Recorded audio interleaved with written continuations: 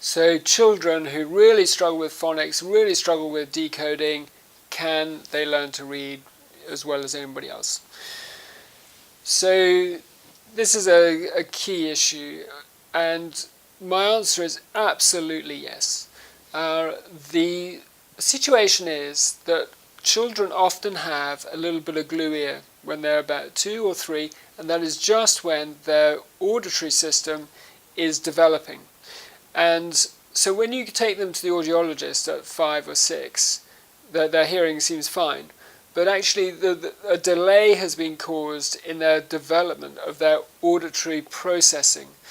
And so they're not actually able to deal with, the analysis of the sounds they're hearing in the same way as a contemporary who didn't have that bit of muffling, when they were 2 or 3. So sometimes, you'll see a bit of impact on their speech, but not always. Sometimes their speech will have caught up before their full auditory processing. Now, if you are in that situation, if you have poor auditory processing or a poor, very short-term auditory memory, so that's your auditory memory over about sort of 15, 20 seconds. So I say something to you, can you remember it 10, 15 seconds later?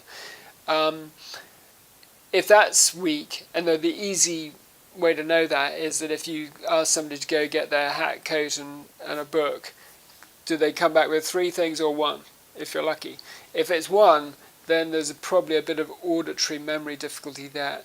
So with both these situations, it makes the decoding of words harder because this is a sort of code that they're not actually that familiar with. They can't even really hear what the sounds are in the words they can say. And so you'll sometimes hear that in their speech. They'll get words like film, film, and all sorts of sort of weird little glitches you'll hear in their speech.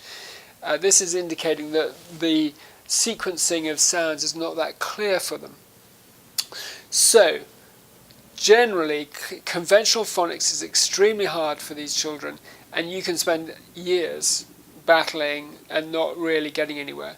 Because the truth is, it's important to understand that reading is not a natural process for us. It's something which we've only been doing for 5,000 years. We do not have reading cortex, like we have hearing and speech cortex and visual cortex and all that sort of stuff.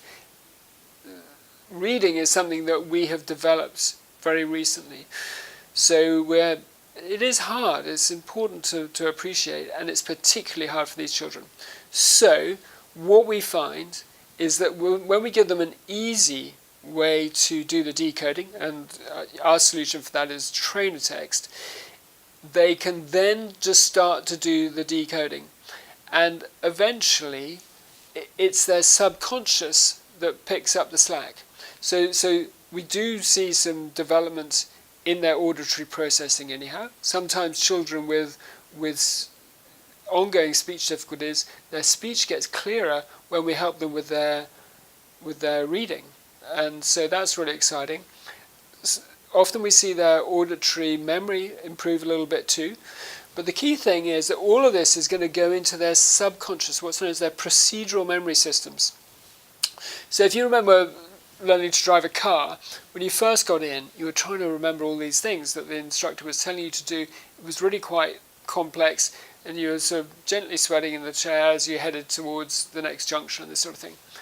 But then a year later, you were doing all those same things without being even aware of them. You were, chatting to your passenger or whatever. It's all become automatic. Now, reading and writing are skills that happen in that automatic subconscious zone. So when we do enough practice with the trainer text, it drops into that automatic zone, and yes, they can end up reading fine. They may not be doing English literature at university or whatever, but they can read well functionally and get what they need from text and get on with their lives, which is a huge difference to the situation many of these children are in, where they have to go through the whole of school unable to read. Imagine that as a nightmare. And then they're launched into their adult life without this basic, crucial skill. that we all need to be able to read. It is essential, and so we shouldn't let any child go through that pain and come out of school unable to read if there's any way we can do it. And I can absolutely promise you that we routinely get every single one of these children learning to read. So the possibility is there.